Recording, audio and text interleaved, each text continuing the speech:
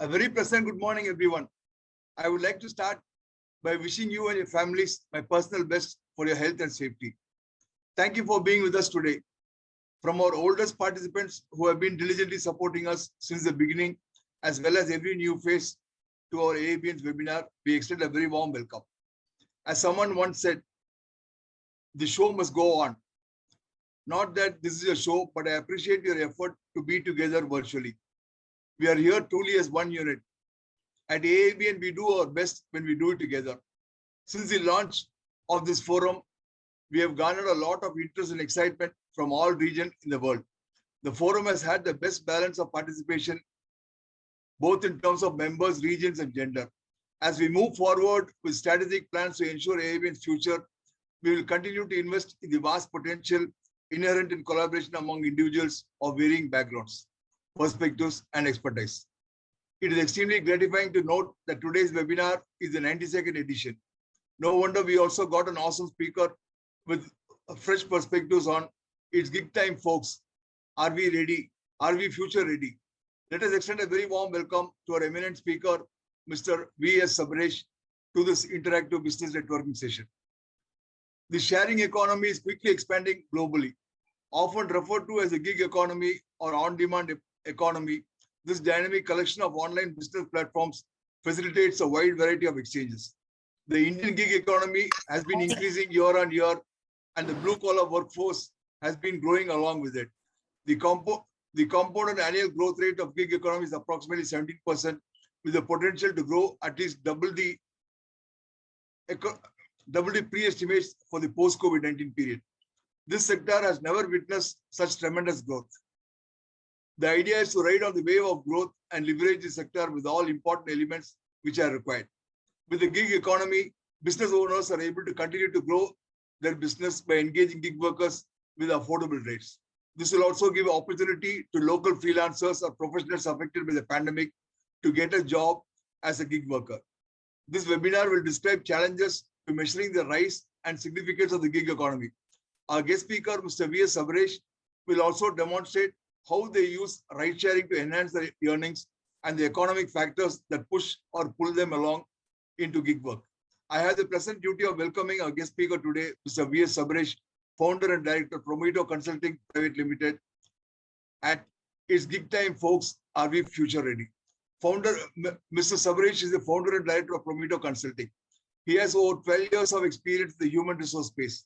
His work experience in HR, coupled with the passion for entrepreneurship, urged Sabareesh to launch his own venture in 2014. A HR boutique organization, Promito Consulting's business is twofold: permanent recruitment and HR consulting. Over the last 8 years, the organization has seen many positive changes under Sabareesh's leadership. A strong believer in hiring for attitude and training for skill, Sabareesh onboards people who have enthusiasm and passion for work and trains them personally in recruitment skills, right from research, sourcing, screening, and shortlisting apt candidates for the hiring mandate. Sabareesh mentors his team to seek the right candidate from the right source. Today, Promito has a strong and skilled team which can turn around even niche or critical assignments within the stipulated time frame and to the satisfaction of clients. The company currently has a key client base of 25 companies who recognize Promito as a preferred partner. Sabareesh is well known amongst his professional contacts and social acquaintances for his positivity, pleasant countenance, and excellent clarity in communication. Some significant recruitment assignments delivered under the leadership of Sabareesh include cross-border senior-level confidential mandates, hiring for greenfield initiatives, and critical positions that have turned around business for clients. Sabareesh has introduced several fun activities at the workplace. Promito is the first entrepreneurial venture for Sabareesh. He is keen to launch more initiatives in course of time and go on to achieve success as a serial entrepreneur. One such initiative is to consult with startups to help establish and succeed in these changing markets. Sabareesh has a bachelor's degree in pharmacy from Sri Ramachandra University, Porur, and a master's in business administration from Anna University, Chennai. Prior to Promito, Sabareesh was a business analyst with the Malfoy Group and later with Randstad. He is also on the board of a pharmaceutical company in Sri Lanka. An outdoor enthusiast, Sabareesh loves going on long car drives, and cricket for him is as much fun to watch on television as it is to play with the local team over weekends. Home confinement during the lockdowns tempted Sabareesh into cultivating culinary skills, and today he is a biryani and baking expert.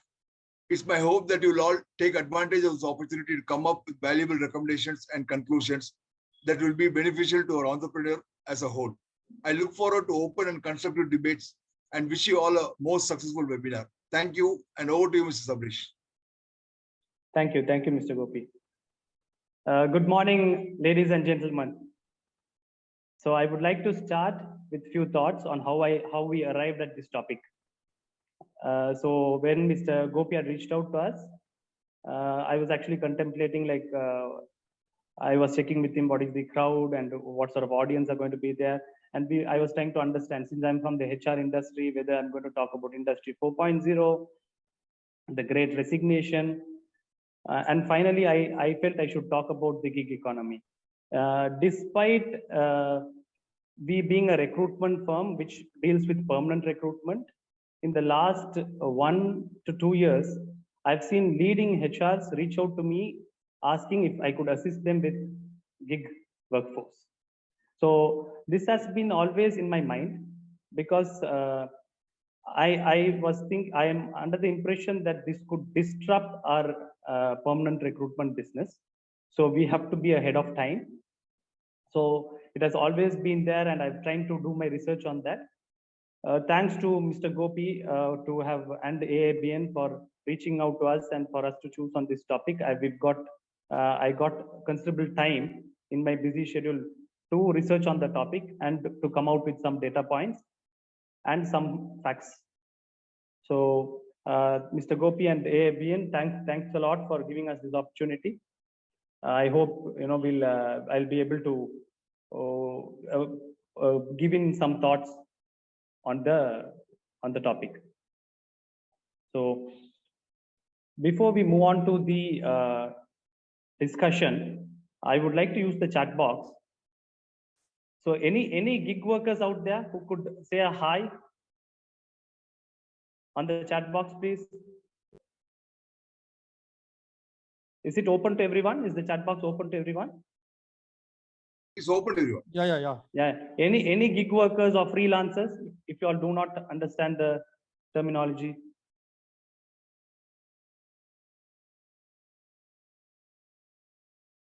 So I think there's no one there. Great, fine. So I think then this discussion today will be of great value. Yes. So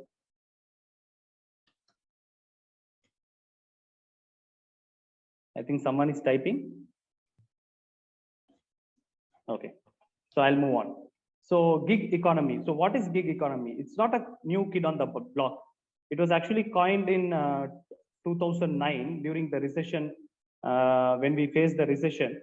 But the concept dates back to 1900s. So gig basically, earlier it was referred to a musician performing a performance on the stage. So it was called a gig, which was now later on, it's brought into our, it's a slang which was brought into our day-to-day to describe a workforce which is available free in the market, which is the work is time bound, and organizations depend on these workers for short-term commitments. Anyone can guess what are the types of gig? Since I've given you a brief, have you all got any experience to gig workers? I've given you the definition. Yeah, so Vishwanath sir was saying that he's been a gig worker from 2010 to 2017. Great, sir, great.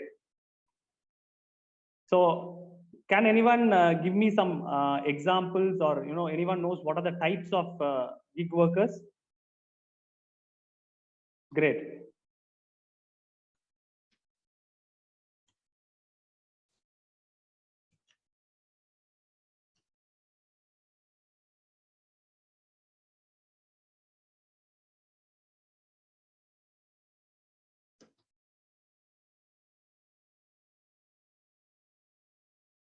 Okay, so I'll move on. So there are two types of gig workers. You must be exposed to them on a daily basis also. So these are the two types of gig workers. One is the platform and the other one is the non-platform. So if you take platform workers, obviously it's very easy to give you examples. You have the aggregators, right from food aggregators who deliver your food on a daily basis. You have the logistics like the Dunzos, you have food Zomato, Swiggy, and any other this thing. Then you have urban company, which gives you services. So these are all based on a platform. So you reach out, the platform bridges the gap between the supplier and or the service provider and the customer. So that is one type of platform, one type of gig economy. The other type is the non-platform. So as Mr. Vishwanathan was saying, technical consultant is one good example of a non-platform economy, where you don't have a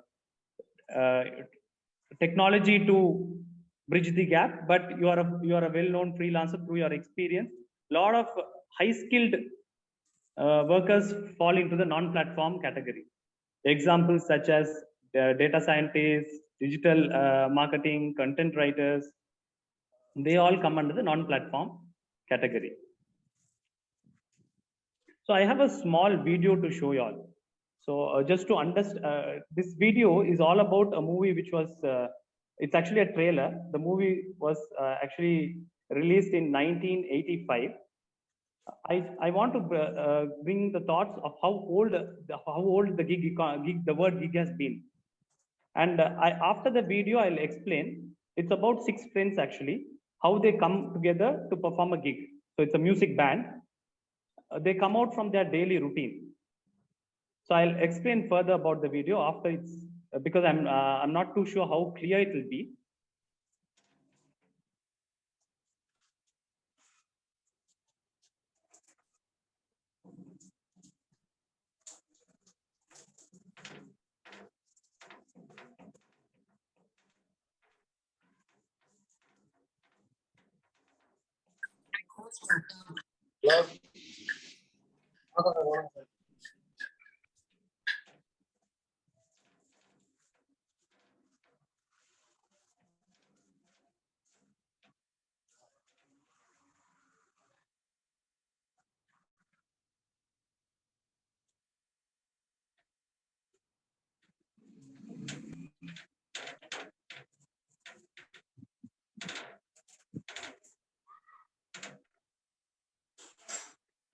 Are you able to see the screen?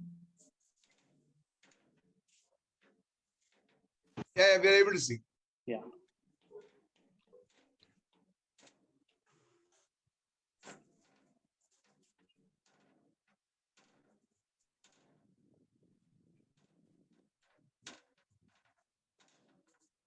One second.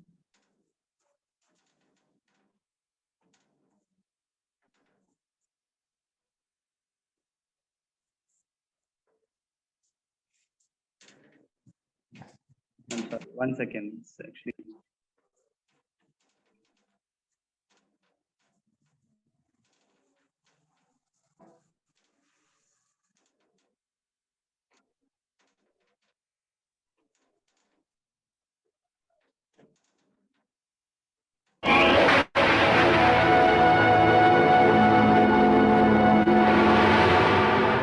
The Gig follows a quintet of part-time amateur jazzmen who suddenly get a shot at a lifetime dream, playing a 2-week gig at a resort.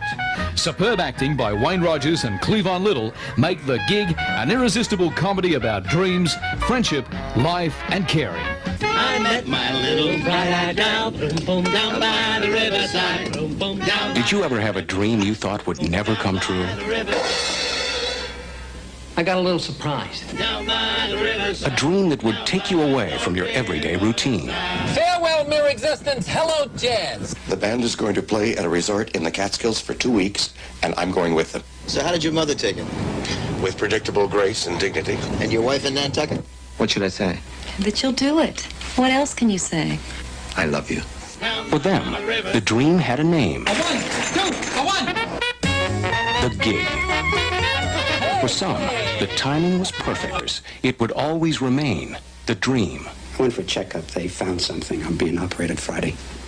But for all, it was definitely an experience they'd never forget. Looks tall. It looks young. Looks black. It is black. There goes the neighborhood. Oh, I was with Basie for a year. I toured the Far East with Goodman, played with Ellington, Hampton, you name it. From Pulitzer Prize-winning writer-director Frank Gilroy comes the story of 6 friends who made beautiful music together wherever they were. Play something for me one night. The Gig, their dream, is yours.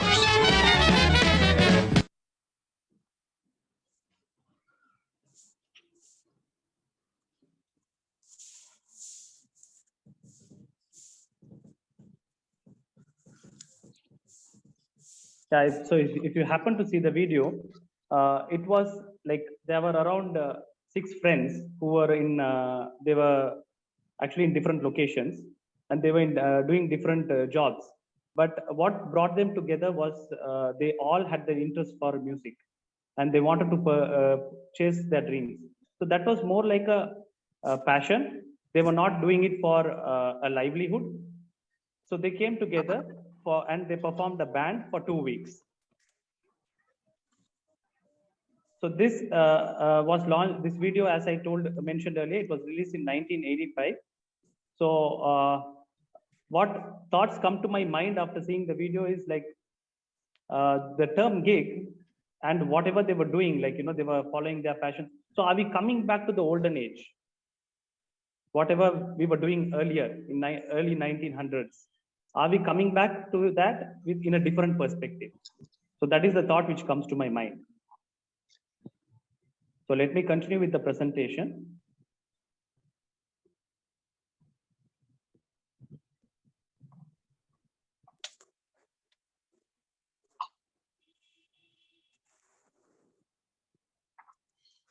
So I have some statistics. What I could understand from the statistics, I did my research. I went followed certain articles trying to understand the economy and the statistics which are there in India. What I could understand is it's completely unorganized.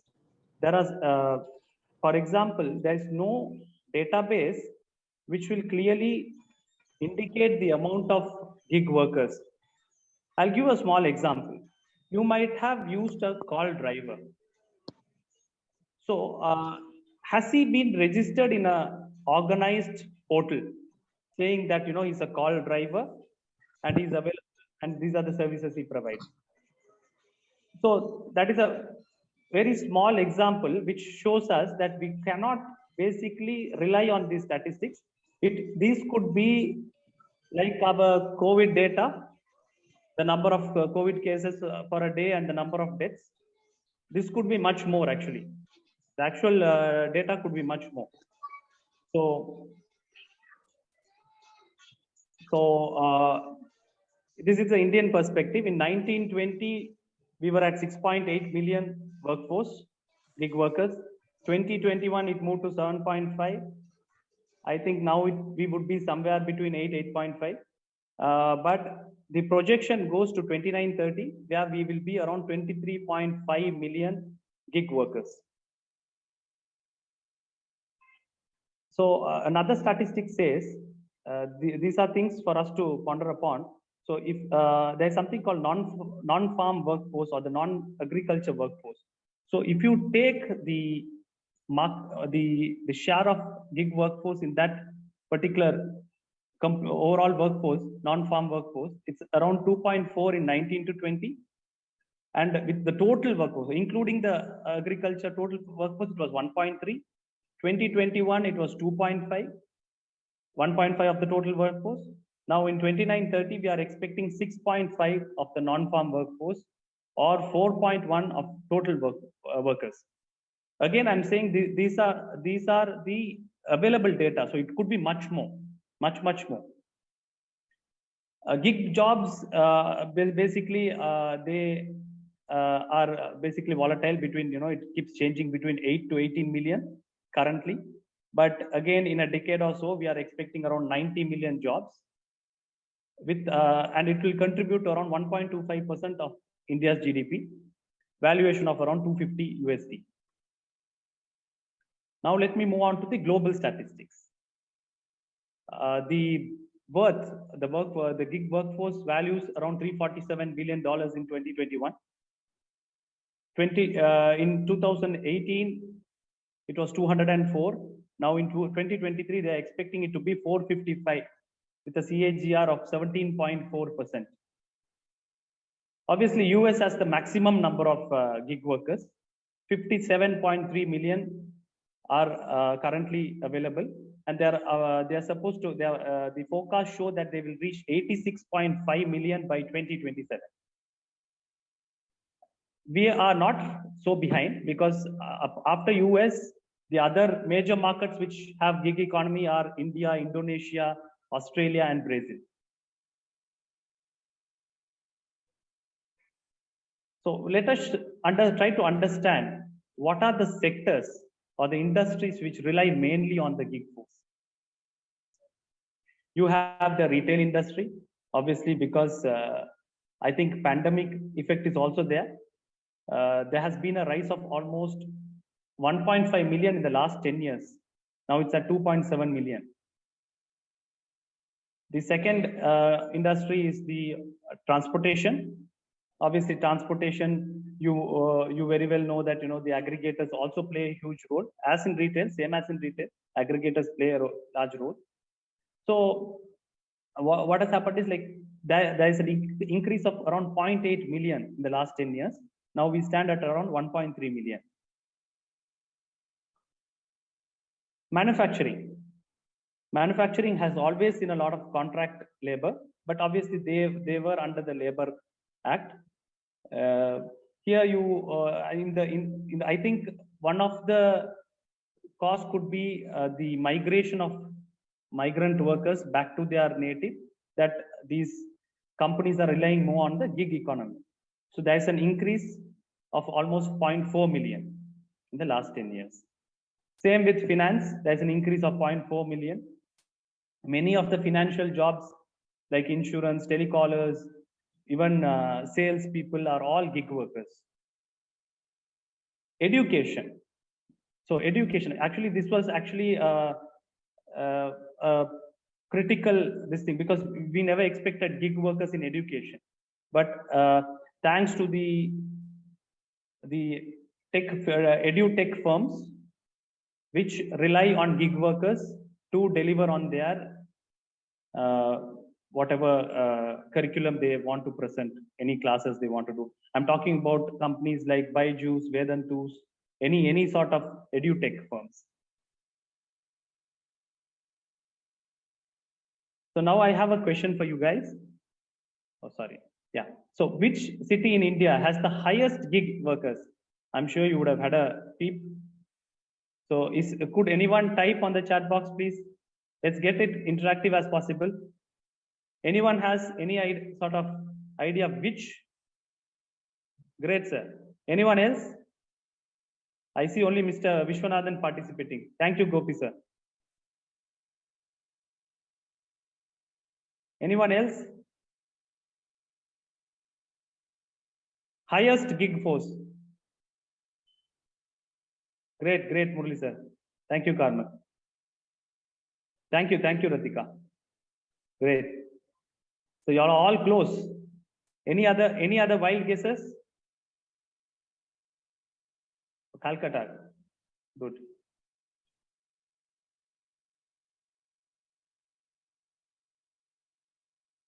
Okay. So if you see, Bangalore has the highest. And the reason for that, we all very well know. Bangalore is a city where there is a multicultural. There are a lot of migrant workers who come from different parts of India for a livelihood. So Bangalore has the highest. This keeps changing. Mumbai or Delhi was earlier the highest. Now it's Bangalore. And Bangalore having a lot of startup firms. It's the soil for startups. So that is one of the reasons why there's a lot of gig workforce there. Followed by Delhi being the capital, and Mumbai, Pune following it up because of extreme diversity there. Chennai, a little bit of conservative nature, culture, so it's still coming, but it's catching up. It's at 95,000. So Bangalore 2,34,000, Delhi 2,25,000, Mumbai 1,33,000, Pune 1,25,000, and 95,000 of is Chennai. So if you happen to recall, the 7 million or whatever we are talking about is almost mainly covered among these. There are other reasons for, when I talk about geography, I also want to discuss about why the other tier 2, tier 3 cities, for example, if you take Tamil Nadu, Coimbatore, Trichy, Madurai, or say Bangalore has in Karnataka, you have Mysore. These cities are not able to catch up because one of the reasons what the research says is that the technology is the availability of internet, the aggregators. These are the factors which are the hindrance right now.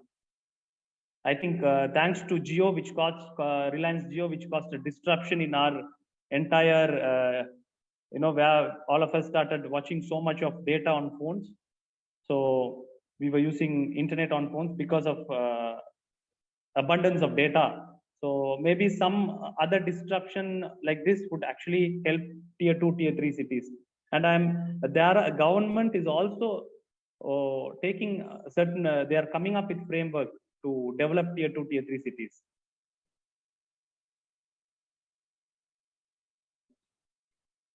So let us see the skill level. So there are 3 types of skill: low skilled, medium skilled, high skilled. I've given some examples for easy understanding. If you see right now, 47% is the medium skill. The day-to-day people you speak to, like the electricians, carpenters. The best example for this is the urban company. If you beauticians.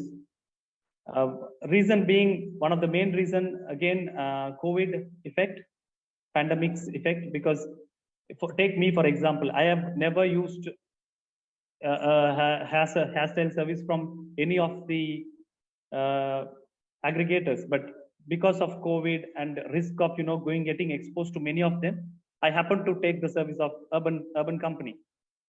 So that is how people's mindset is changing. Rather than getting exposed to too many people, better call a person home who is already coming, who is organized, wearing a mask, who has temperature control. Before they come, the temperature comes onto your phone. So that sort of aggregators have really increased the medium skill. But research says that low skilled and high skilled are really going to increase. One of the factors from a recruiter point of view, from my experience, the high skilled is definitely going to increase. One of the major reasons for that is the disruption in the salaries right now. There's a huge exponential rise which we have been giving the last 1 year. It has been completely abnormal. So there would be a situation where companies will rely on high skilled gig workers to cut costs. So this is definitely going to rise.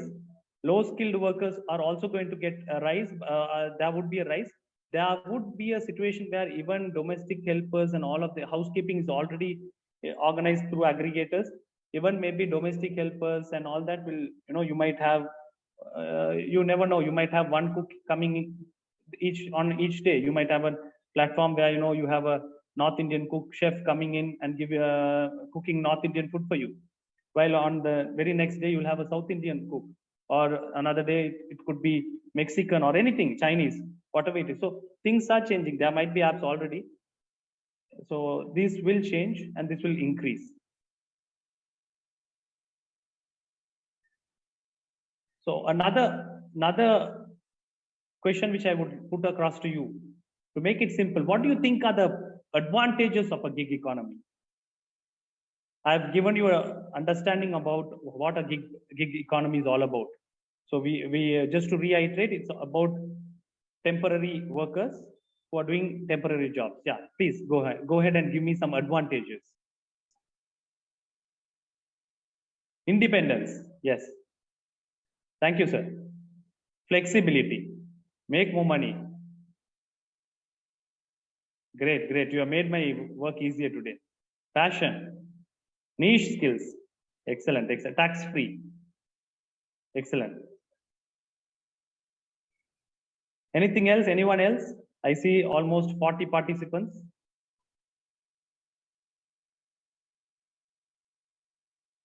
Anything you all can add? Freedom.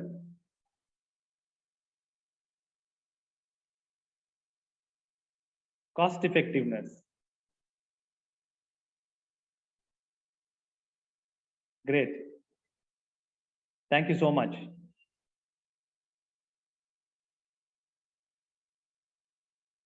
Okay. So I think these are wonderful answers. You all have covered it all. So I have divided it into two perspectives, from an employer perspective and a worker perspective. So I would like to take it one by one. So take me as an example. If I'm running a HR firm which specializes in permanent recruitment. So if I have to hire a gig worker, the first advantage is that, yes, I don't have a long-term commitment. It's only going to be a time-bound exercise where I could say goodbye at any time. So I don't have any other commitment beyond that. So that is one advantage for an employer. Access to global talent pool, because this is more attributing towards remote workers, and it is more on towards the high-skilled workers, where you can cut across the globe and you can reach out to global talent. For example, now there is a huge demand for green hydrogen. A lot of many giants in the huge names in India are going behind green hydrogen. But there is a scarcity. We have worked on multiple positions. There's a lot of scarcity of talent pool. So this gig economy could be a good choice to bring in the experts, either remotely or even on a short-term contract, to come train and then go off. So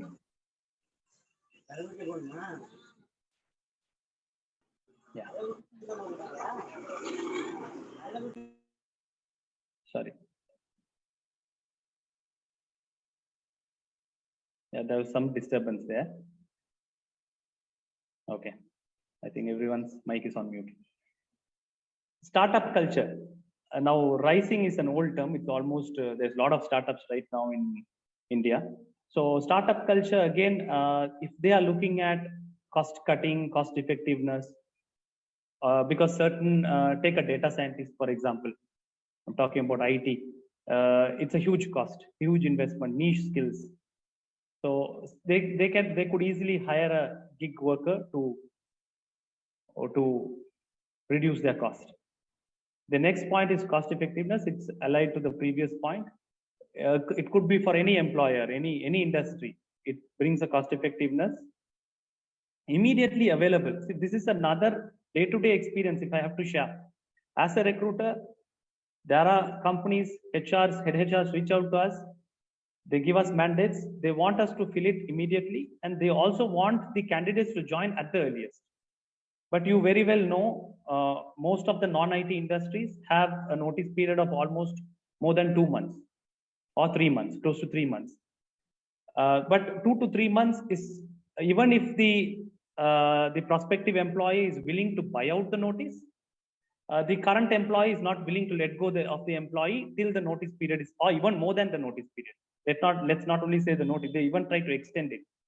There are reasons for that. It's like a ripple effect. Today, hiring has become a huge challenge. A lot of offer dropouts, job hoppers.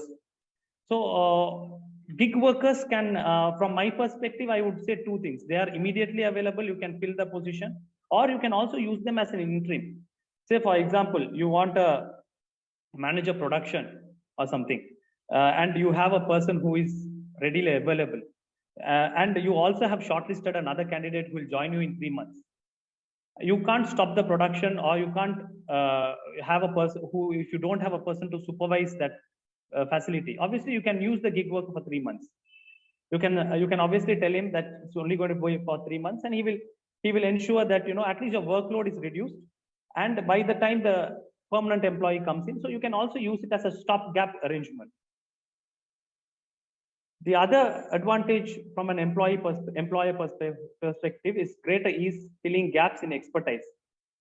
Any sort of expertise you need, which comes in suddenly, you can always fill it. And you can scale up quickly. BPOs or anything seasonal, even some FMCG companies are seasonal. All of a sudden, you'll have to scale up. So gig workers are a very good option. So allied to that is the other point, handling seasonality, because one is scale up, the other time you might have to scale down. So this is a very good option where you can, if you have to season contract, or you have to say goodbye, it's quite easy and it's not complicated. Time differences. See, if you're looking at global talent, obviously it's 24/7. So you will have a 24/7 workforce. So that is another advantage for an employer. Now let's look at the worker aspect. What does he have as a benefit? Many of you all had commented on this, higher income. Yes, if you see, many of there was an increase after the pandemic, because many of them wanted to quit their jobs because of wage cuts and all that, to take up a gig workforce with gig work, so that they will be paid higher. So higher income, flexibility to work from anywhere. So you have aged parents, you can work from your native, look after them also. If you have children, you can look after them and work. Approach to work and life, it gives you a balance, or at least you can schedule your work accordingly. You say you have generally, gig work is like 5 or 6, you have a allotment of a specific period, so you can easily schedule your day so that you get a work-life balance. There's no long-term commitments with any sort of sometimes what happens is we see employees stuck to an organization who become stagnant just because they have a good relationship with the management and they don't want to move out. So such commitments are all out of the equation there. The next is the global reach. Again, from an employer perspective, you get global talent. Yeah, you can reach out to global. You can, throughout any part of the globe, you can reach out and you can take up a job. These are all applicable for remote, not for any desk job. Or you can even go for short-term assignments. Obviously, you can fly down and take some short-term assignments. It will actually add value to your resume, value, exposure. So that is another thing. Greater independence. I saw this also in the chat box. So independence. You don't have to see your boss peeping onto your system from behind, seeing what you're doing, whether you're on Facebook or you're really doing your work. So here you'll be at home. You are your own boss. So you'll have greater independence. A variety of jobs. You can be a taxi driver in the morning. You can be a bouncer in the evening. Or you can be a digital marketing expert in the morning. You can be a DJ in the evening. So a variety of jobs can be done based on whatever your potential is or your passion is. The last point is obviously be your own boss. You can be your own boss. You can dictate terms with yourself.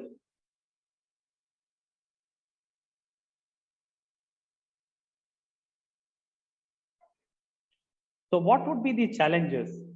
Anyone who could again contribute? What would you think are the challenges for a gig worker?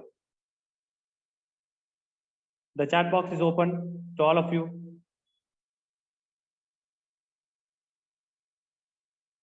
Recognition, good. No fix, excellent, excellent. Excellent. Stability. But Mala,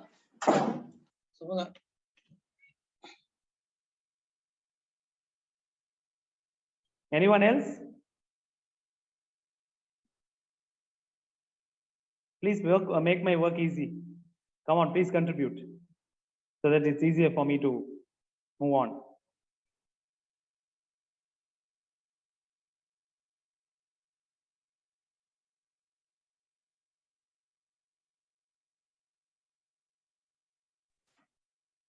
employee relations.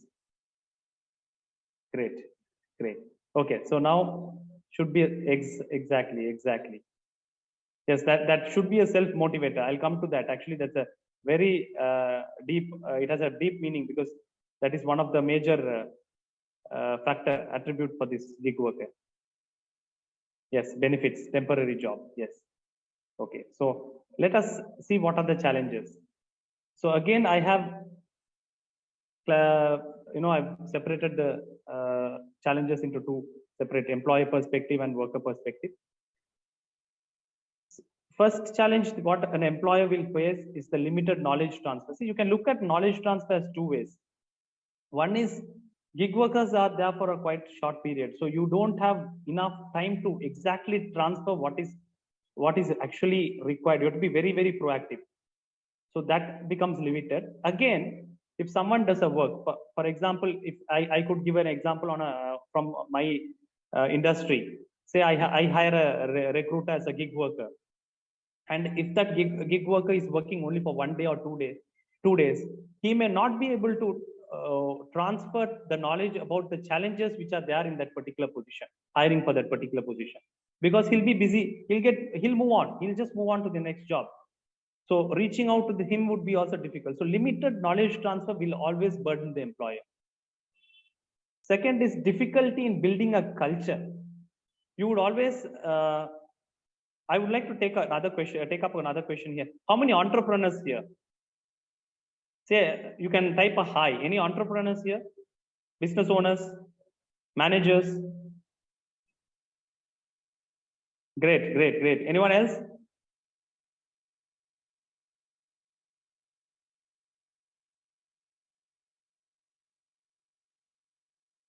Happy to see so many entrepreneurs here.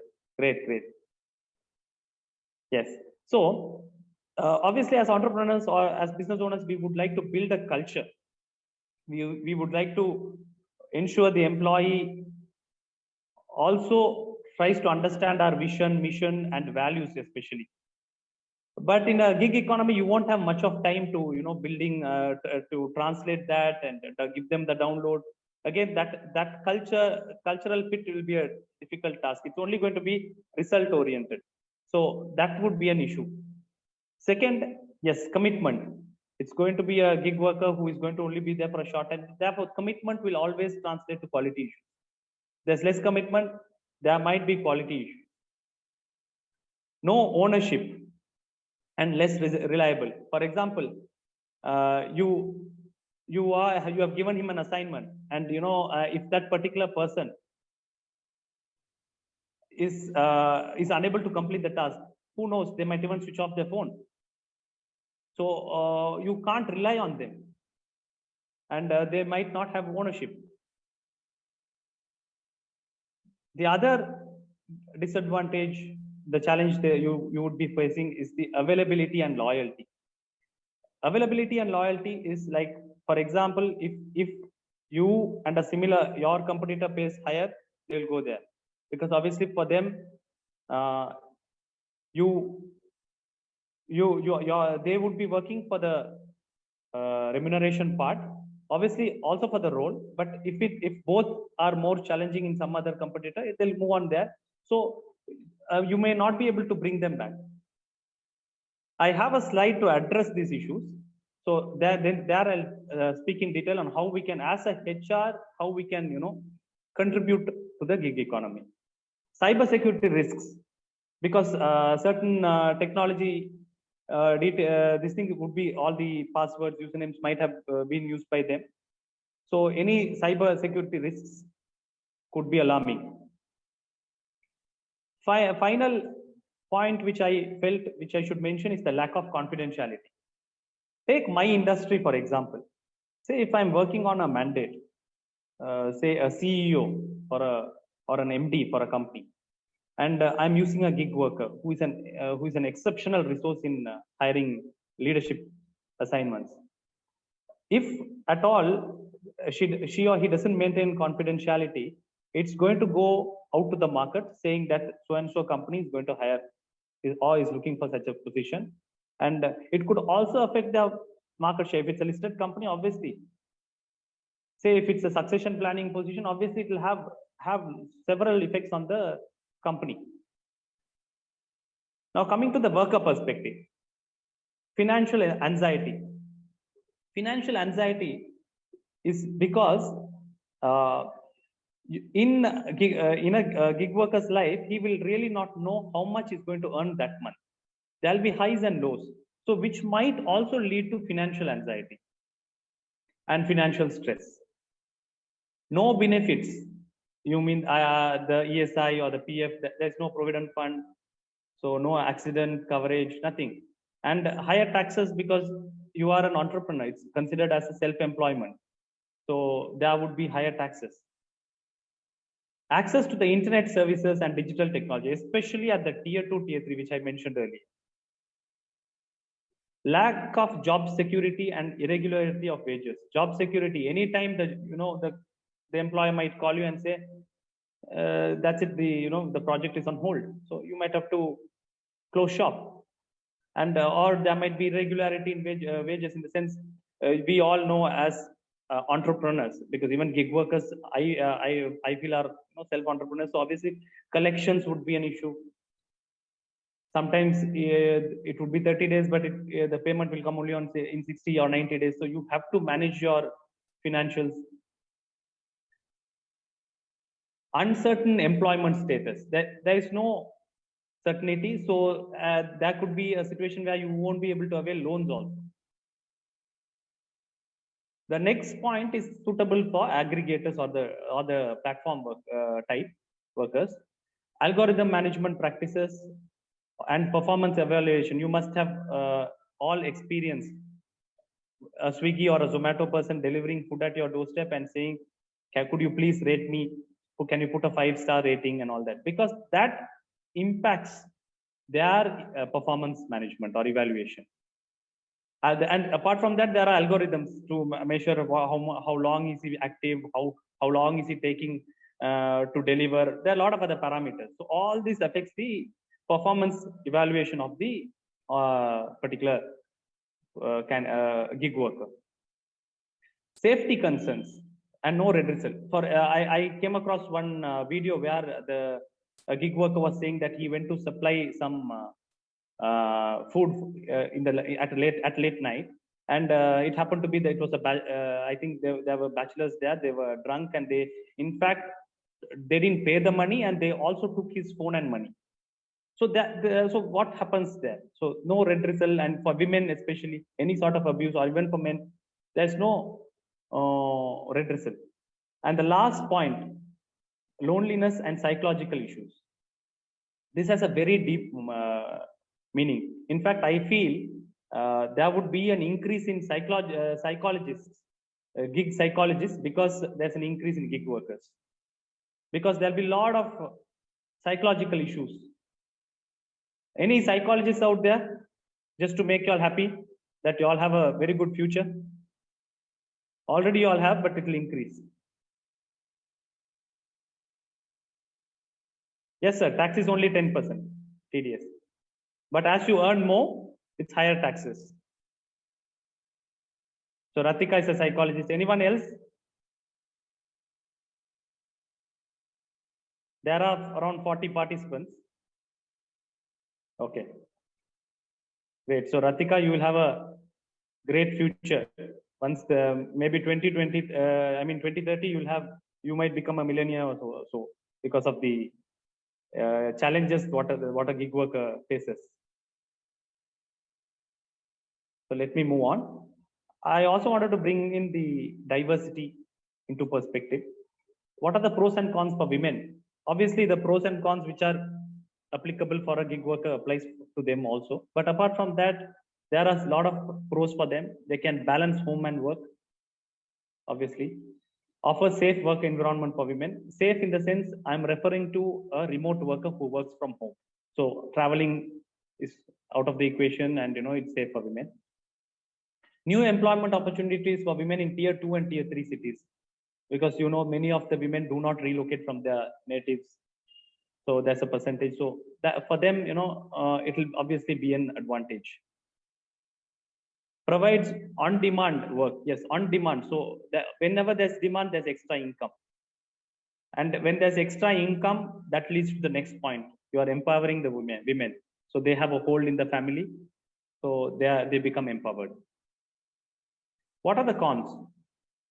As usual, whatever we are facing in the industry today, there's a gender pay gap, obviously, for various reasons, because of their availability is one of the main reasons. Gender stereotypes, for example, many of them become beauticians and so on. They don't, you won't see a women, very rarely you will see a women driver in a transporting app, say commercial transporting like a Link or a Porter, because they have to, because of certain stereotypes. Digital divide, actually it was very surprising for me to see this. There was statistics say there's only 21% of women use digital or the internet. So that was actually alarming for me. So I think we should all do more research on that. Unable to reap benefits of peak hours, night hours, long hours.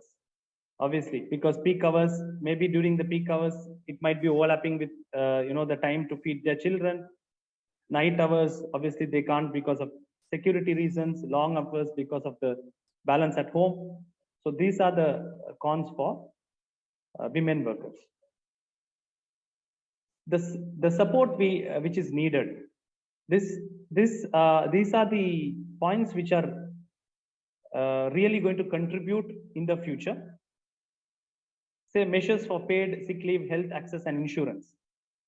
During the pandemic, there were certain digital, that is platform aggregators, who were providing sick leave if the particular employee was COVID positive. So if that could continue in some sort of a way, that is a support which we could give them. Occupational disease and work accident insurance. In Indonesia, Indonesia is also quite, if you had seen my earlier slides, they are also having a huge amount of gig workers. So what they used to do is, especially in bike taxis or something, they will reduce a small component of...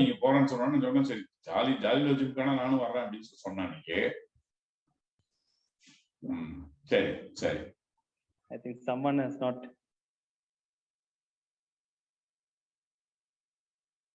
Yeah. So in Indonesia, the bike taxis and all, even right from the driver and the passenger, small commissions were deducted, and they were used for any sort of insurance and all that. Retirement pension plans and other contingency benefits. UK Supreme Court ruling in February 2021. They actually brought Uber drivers under the worker category. So thereby they were getting the retirement and pension. They are getting the retirement and pension plans. Support to workers in a situation of irregularity of work. A good example is New York. What happened was during COVID, the taxi and limousine commission, they provided the gig workers with other work, like delivery and so on. You would have also seen another common thing which we saw was Swiggy got into this thing called Genie. They also started to do what Danzo was doing, but earlier they were only doing food delivery. So that is another this thing which globally it started. So these are things which we can also support. Supporting small businesses and entrepreneurs associated with platforms. A good example is Urban Clap. They used Urban Company, which Urban Clap has renamed as Urban Company. So Urban Company, they were giving some loans to small entrepreneurs to start their businesses, and they were taking the installments later. So that was one example. And then the Kerala State Civil Supplies Association partnered with Zomato to provide food supplies. So these are all examples which, if it is done on a daily basis, will support the gig economy. Protection of women gig workers. So what sort of protection we can give them? I was just thinking of this thing where even if the app, whichever they have, I'm not sure if they're having it, if they have something like an alarm. So if the women workers are abused or something, they can press the button and it goes to the local police station or something like that, which could anyway they are on the GPS, so could easily get mapped. So that could also be a good this thing for protecting the women gig workers. Contingency cover out of a corpus fund. Ola did this actually. They developed a 20 crore corpus fund during COVID to cover the to give a benefit to the gig workers.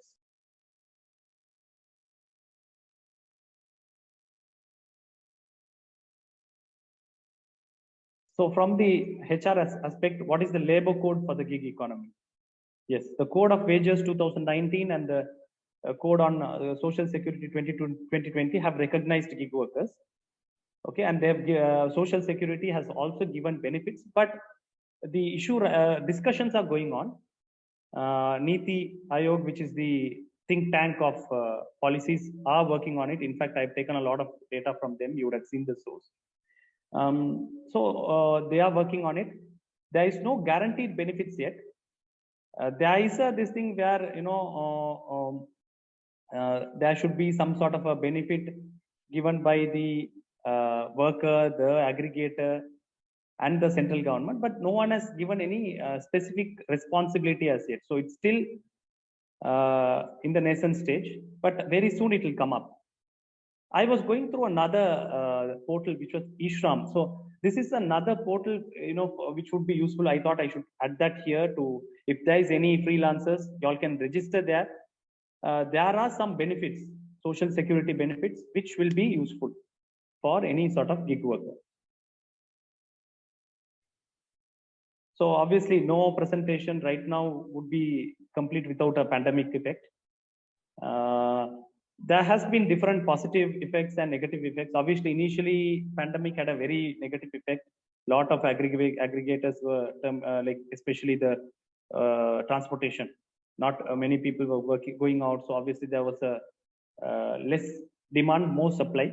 So people were actually earning less. But then there were different types of jobs that came up and are being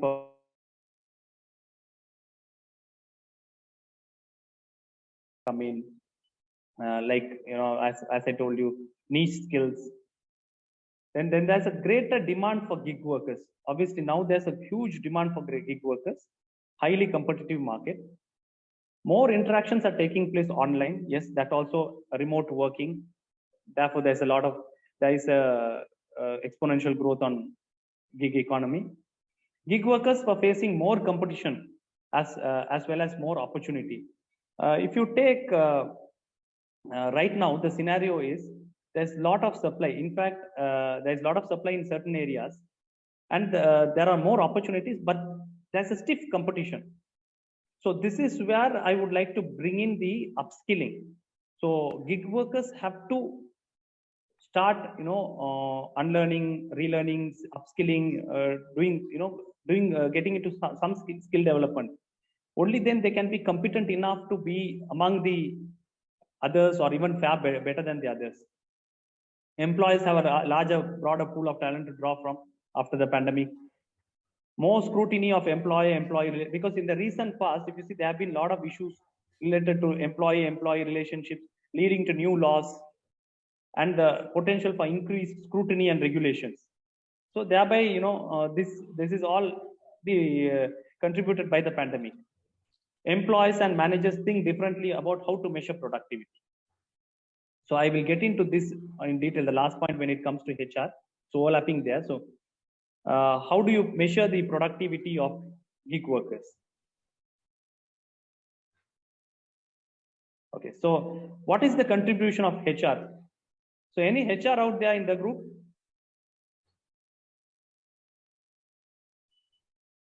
Chat box is open. Any HR? Any recruiter, HR, anyone from the HR industry?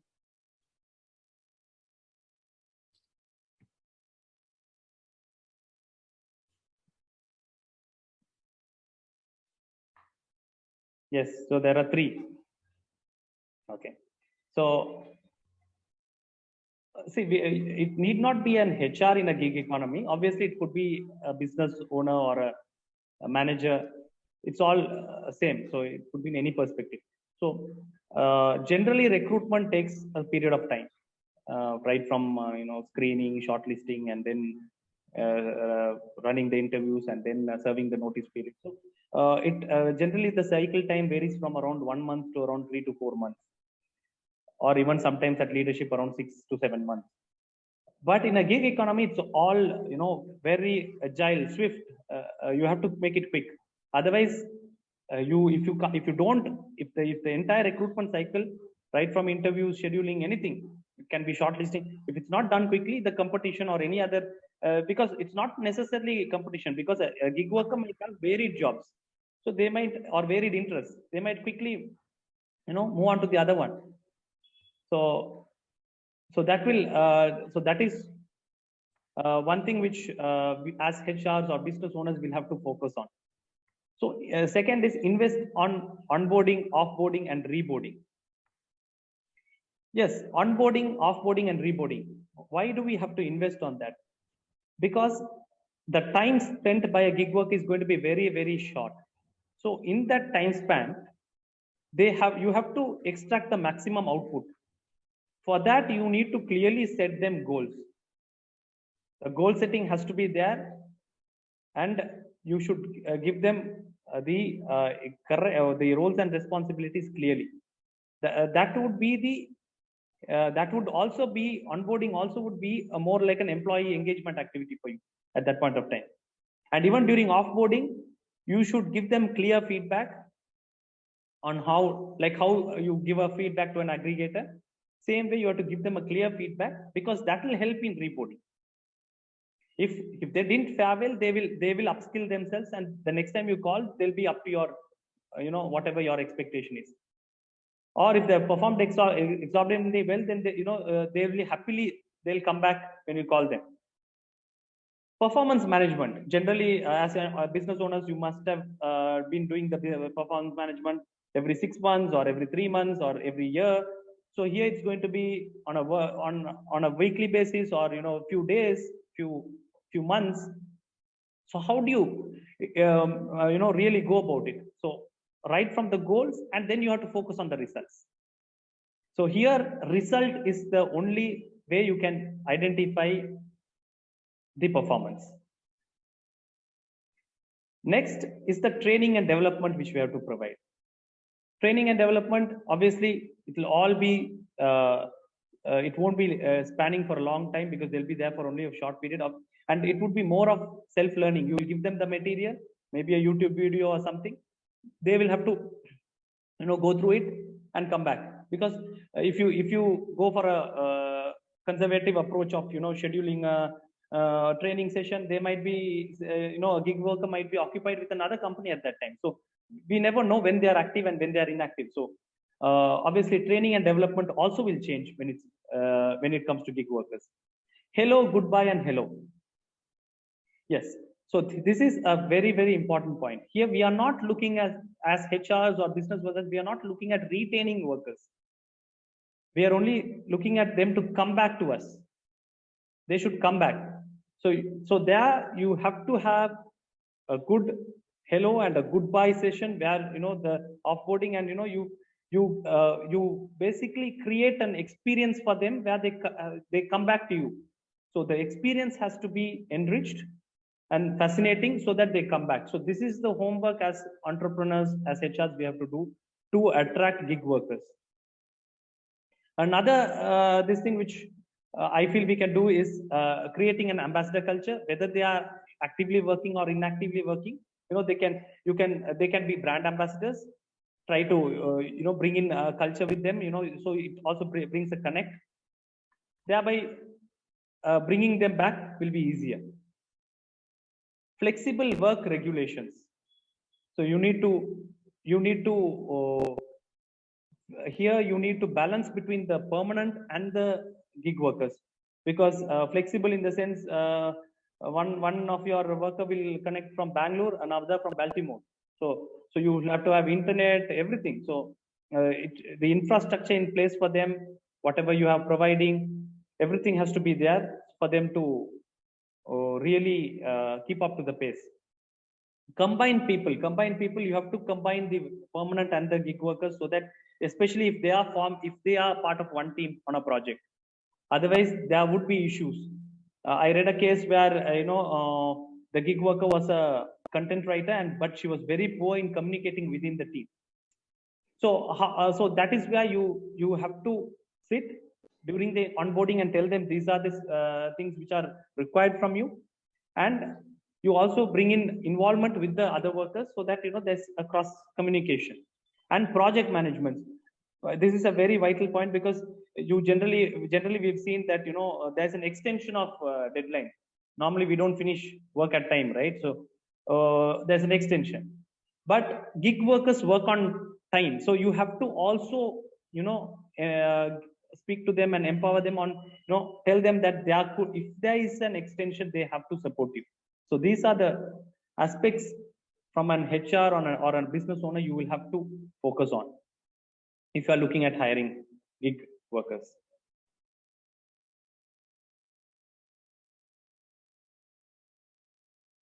So I have come to my conclusion, the last slide. So I thought I should bring in two important information onto the slide and try to ponder upon that. One is Maslow's hierarchy of needs on the right hand side. On the left, you will have the Gen X, Gen Y, baby boomers. And another question to you guys. Sorry. Yes. So anyone who could tell us that what are the characteristics of a Gen Z and a Gen Y? Let's start with the Gen Z. What are the characteristics? Anyone out there?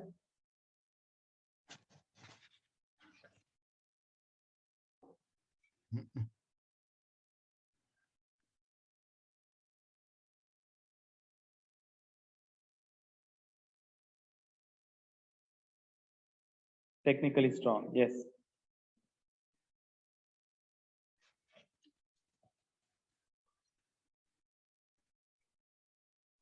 Anyone else?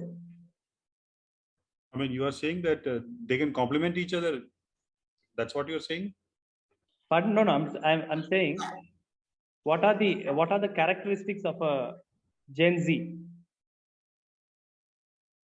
Generally, now we are talking about different characteristics, right? With respect to generation. Yeah, that's given in the list, no? You have no. I'm talking about the specific characteristics. Okay, thank you.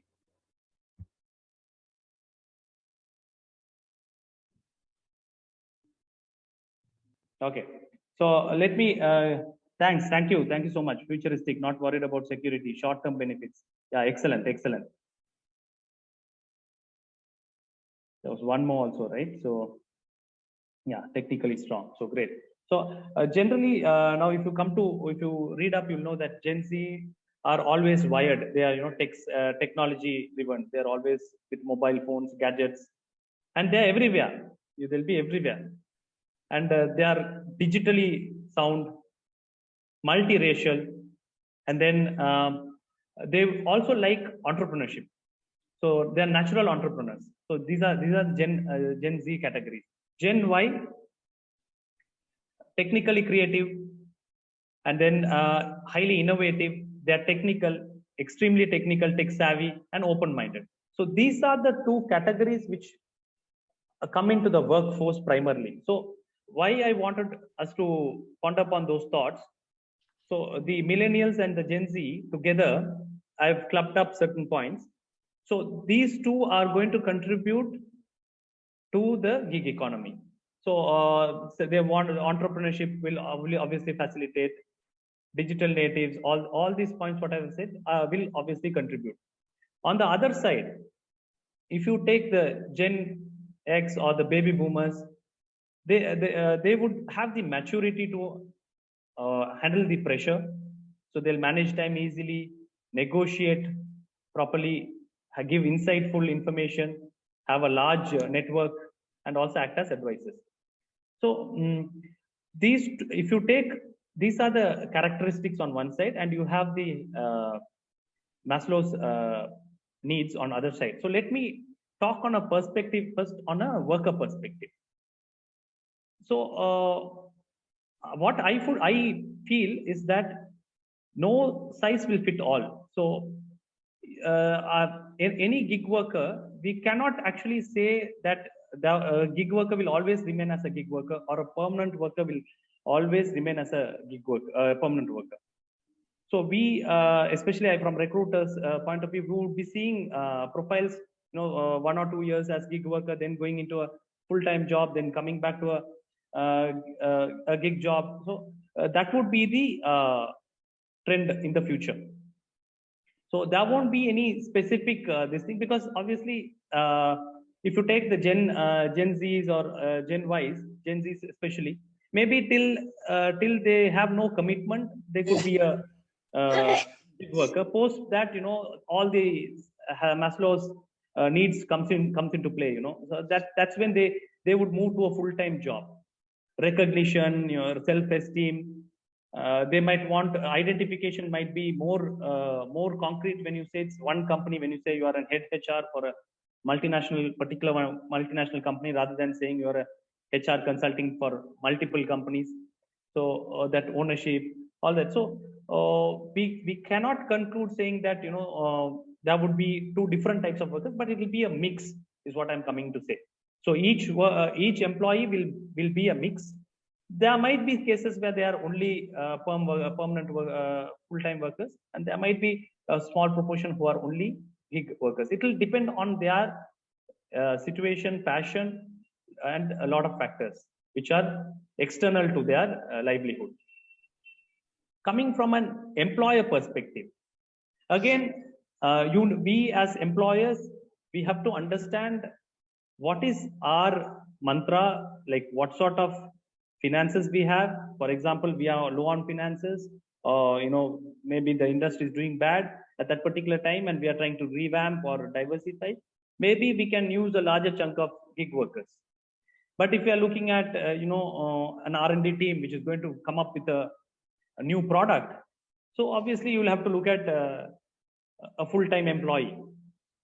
So it depends on the strategies for that year, how you're going to strategize, and what sort of output is expected. So based on that, you can obviously shuffle around and play around with your workforce in your particular organization. So gig economy is a gamble. If you win, you become your own boss, and if you lose, you have to go back to your traditional job. So thanks for watching.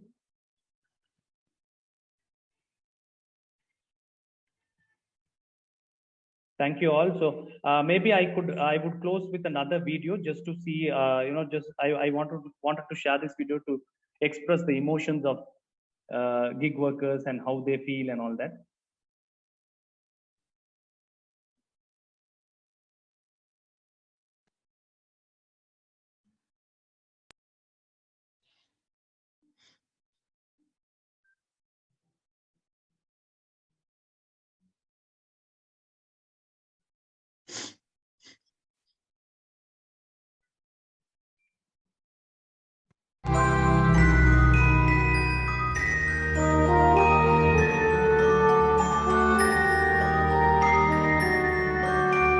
All of the marketing for gig economy platforms is about this idea of community and entrepreneurship and being your own boss.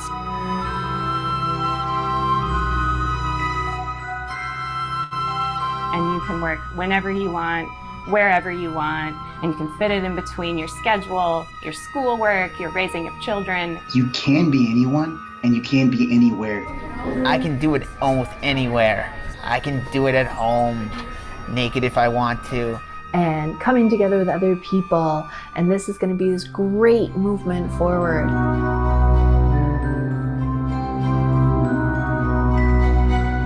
You can have whatever lifestyle you want and still have a job thanks to technology and thanks to this app.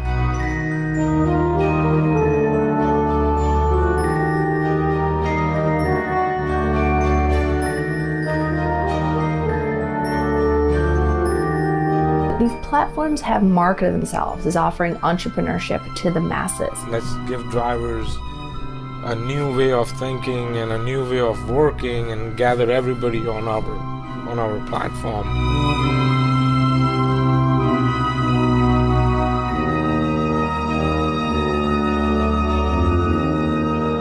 Not only have we offered these new jobs, but we've totally fixed the job.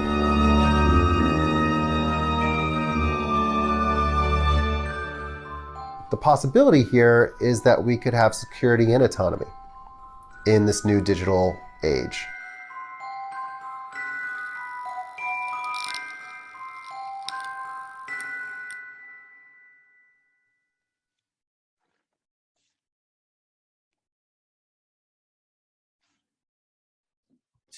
Thank you, Sabareesh, for the outstanding session. It was very refreshing and thank you.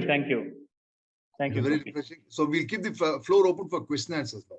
Yes, okay. Please. Yeah, participants, you may please unmute and ask your questions, please. As usual, I'll start first. Yeah, sure. Okay.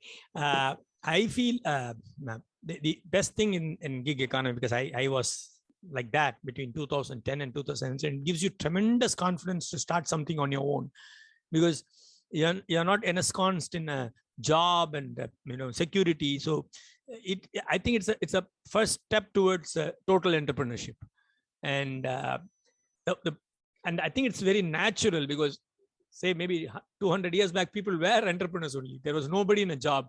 Everybody was on their own. So it is very natural to be on your own. That is what I believe. But my not a question, my comment is, the worst thing that is happening is the tyranny of schooling, because it's like a potluck. I mean, if you're lucky to get into a good school, into a good teacher, you are just lucky, because schools don't encourage gig teaching. You have the same teacher trying to teach you the same thing, and the children. I mean, why schools are not implementing gig teaching? Because I know good teachers, I don't want to mention names, in the best schools are now teaching children in US because it gives them flexibility. So they are teaching mathematics to students in the US. Music teachers, I know many musicians are teaching children in the US and UK. But our schools, they do not want to employ gig, because I really do not know why they can't have multiple talents come and teach children, because in the formative years, I think children should get variety of thought and philosophy, and instead they get to see the same dumb teacher, and your future is sealed if you get a bad teacher, because teachers they don't use knowledge to inspire children. I'm talking about school level, or even in college level, they use fear to control children. It's tyranny, actually. Your comments, please. Thank you, sir. Thank you. See, I feel it is slowly coming. There are a lot of changes happening in the education space also. A lot of IB schools are coming in, international schools. So UK-based IGCSE and GCE schools are also coming in. So there are for example, schools like Pupil and all that, which are sort of quite different to conservative school. So it will take a long time, though. I'm not talking about the next 5-10 years. It might even take 20 years. It's all time bound. It will take a long time. And even now, if you see the generation which is coming now, they clearly know what they want to do. So that's another thing which is going to add to it. When you are clear on what you want to do, rather than when it's like you just have to get a job and you get settled in life. But now it's like everyone wants to go behind their dreams. So as you say, musicians, yes, singer, anything can happen. and digital really helping anyone. So now if you see a random song, anyone who sings it becomes a trending video. So that also will basically give them a platform to come up in their particular area of interest. So this is how I'm looking at it. But it's all going to take a long time.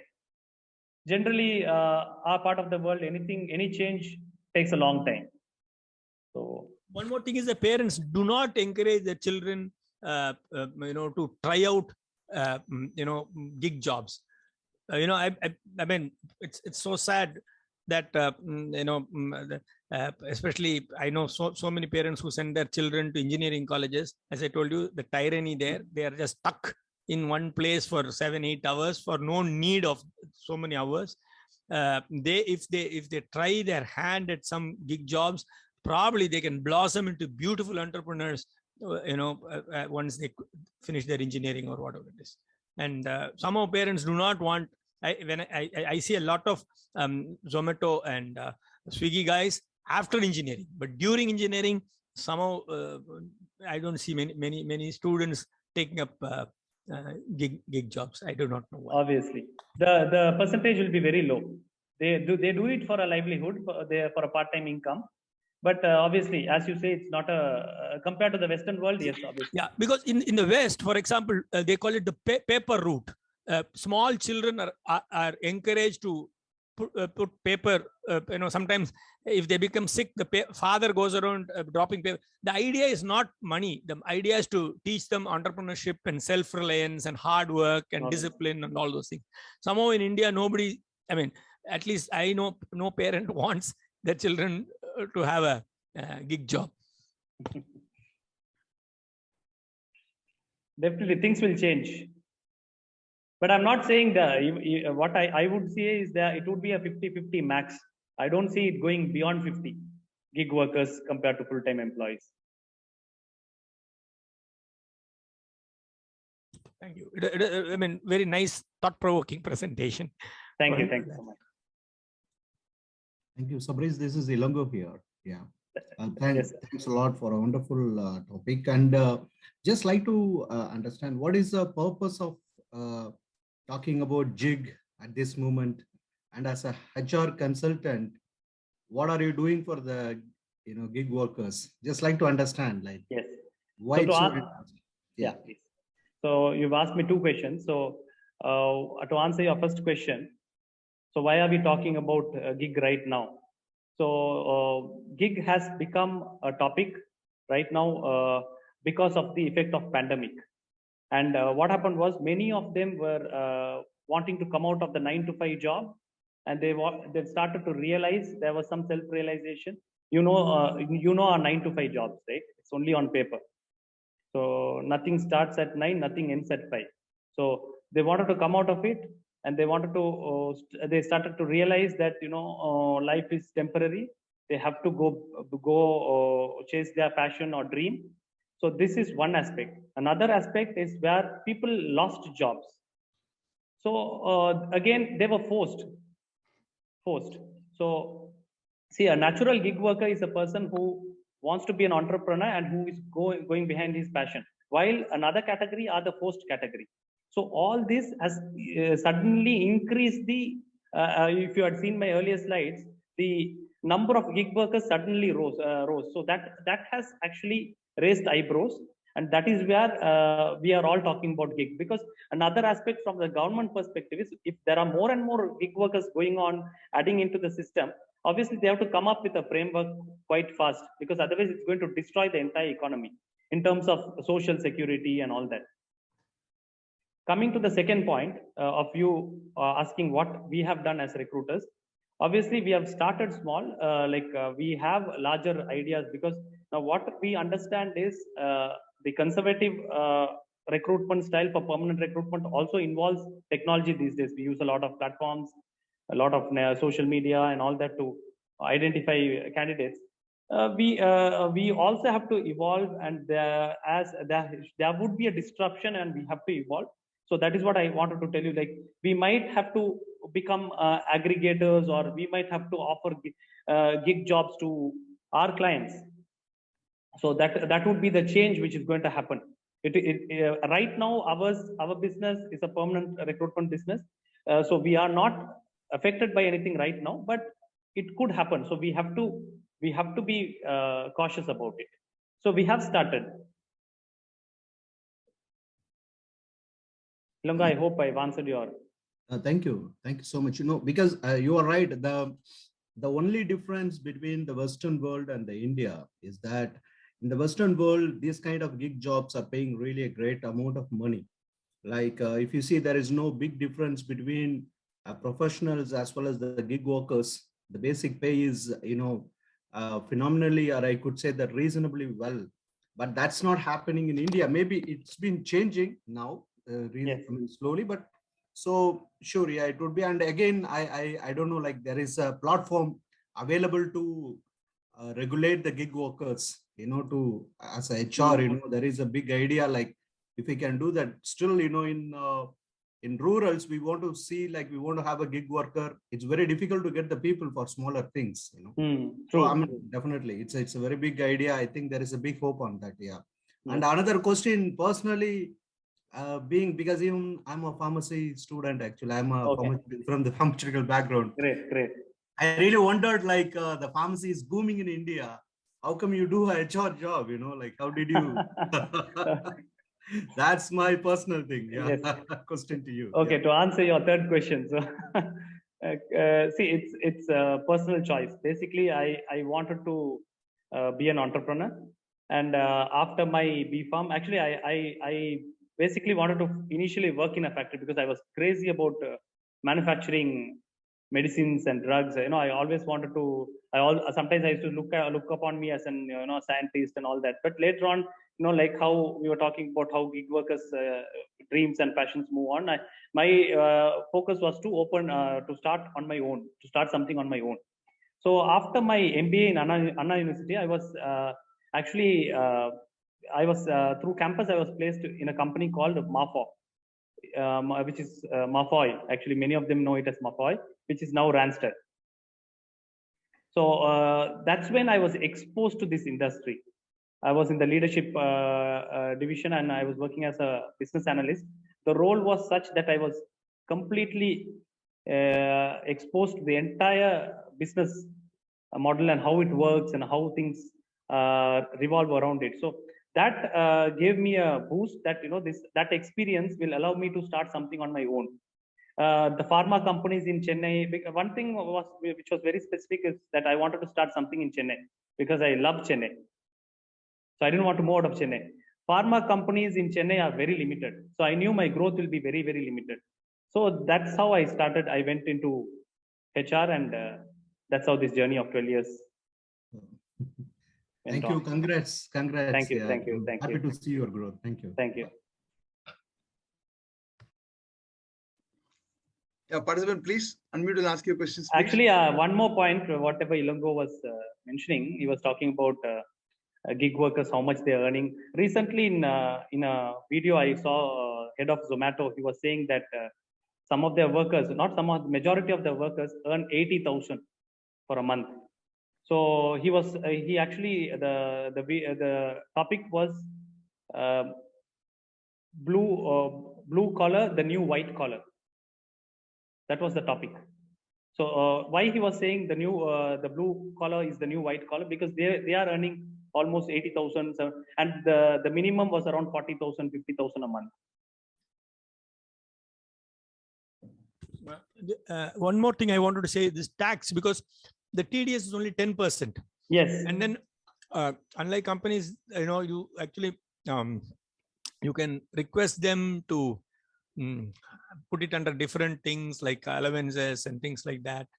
But I was in the US also doing gig, and a lot of Indians used to ask, are you going to get a green card? I said no, because the moment you get a green card, you're taxed. I like to get daily wages, because tax in US is very high. Yes. So as a consultant, actually, I whenever I sign contracts, I'll say, please give me like per day, per diem wages. That actually you make more money. And then Actually, I do not know why people really want American passports, because you're a target of a terrorist all over the world if you have an American passport. Somehow people want green card, passports. For me, I actually enjoyed short stints where and then the other interesting thing I wanted to add, as a consultant, you're not a threat to anybody in the organization. The moment you enter an organization as an employee, the old timers gang up. They think you are a competitor to them. But if you're a consultant, you can go right to the shop floor and everybody is your friend and you're trying to help. Especially you tell some ideas and say that it came out of the shop floor. I actually do that many a times. So the top management, though it will be my idea, I will give the credit to the existing employees, and that way I win the confidence of the people working in the organization. And actually, it's actually good. I do not know why people still hunt for jobs, and it helped me. My stint about 7 years in the gig. It helped me.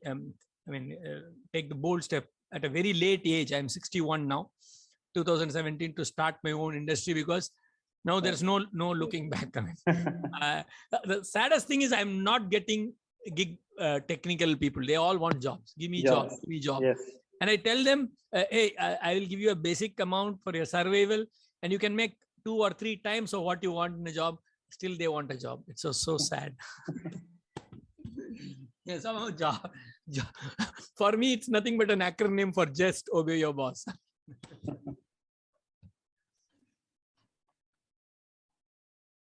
Yeah, one question, Mr. Sabareesh. Yes, sir. You covered quite extensively and very informative, because I have read some articles. But you have covered it much more in detail and depth, and especially your 2 slides, that challenges and the support needed. I think it's a big eye opener, because you have put everything together at one place, both from employers' perspective, employees' perspective, and the challenges for the gig worker themselves in terms of post-retirement benefits, health security, etc. I mean, that is probably the reason, like income uncertainty, even towards the post-retirement, etc., which may discourage people. Yes. And as somebody pointed out, even parents also. Yes. So they may not encourage. Obviously. So towards that, since as you rightly pointed out, gig economy is increasing, and we have a younger population demographically wise also. Yes. So is there, is there any favorable government policies towards this, to provide those support needed points which you have covered in the slide? Obviously, because are you done? Sorry, I interrupted. Is there anything else? No, it's okay. But I just wanted to add, because generally the policies will go by because most of these, as you pointed out, Bangalore and all, they are it's a migrants, that's floating population. Floating. So they are not in the voters list, and hence accordingly lose out on the government agenda. Obviously. So some, if you have more comments on that, you could. Yes. Please, thank you. Yes. See, from whatever research I could do, that's what I had given, that e-shram. That is something which can help you at the moment. But apart from that, the government, the labor ministry is working on certain frameworks. And another major thing is it's quite sensitive at the moment, because a slight imbalance, the gig worker will turn into a temporary worker, or what do you say, a person with benefits might add the cost to the employer. Thereby, again, it will become a disadvantage of hiring a gig worker. So they are trying multiple formulas. They are looking at international markets, like how I spoke about Indonesia, I spoke about UK and US. All these markets, they are trying different ways out. It's all trial and error. It will take a period of time for them to come out with a proper framework. So this is what is the situation right now. Okay, thank you. So which means work is in progress. Yes, work is in definitely. If you look at the Niti Aayog, which is the think tank, they have done a complete work case study on platform gig workers. especially on platform, because they are the ones who are on the movement all the time. So safety is a major threat. So they have been working on it. Yeah. So the change is going to take some time, but It will definitely take some time. It's in the right direction. Yes. Okay. Obviously. Thank you. Thank you once again, and thank you, Gopi sir, as well. Thank you, Sanjay. Thank you, Sanjay. Welcome.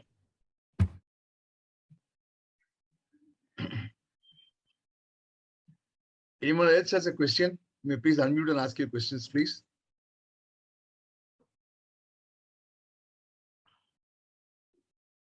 Arun?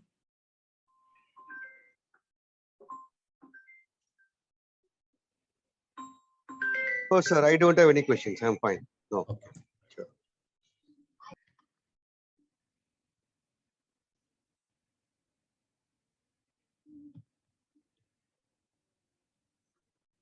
So I think we are done, Sabareesh. Okay. So I would like to conclude with one line. See, as gig workers, I feel they have to look at focus on multiple things, but main priority I feel is the discipline and the perseverance, and obviously some sort of spirituality or any sort of activity for mental health. These are the three main things I would like to conclude with for a gig worker if they're looking at a gig for their professional life. Because discipline is not about getting up on time, but it's all about meeting deadlines, whatever. Because if at all one because you're basically like an entrepreneur, one the deadline missed out, then obviously it's going to hamper your growth.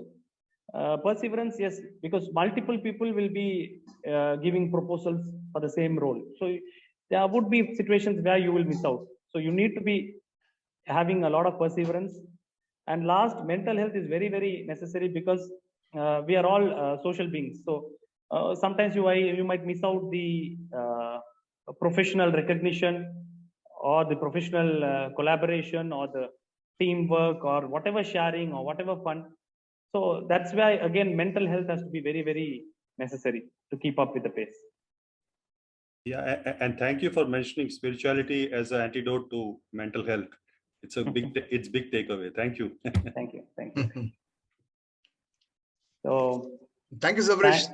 Thanks a lot, Gopi, and thank you, AABN, for giving us an opportunity.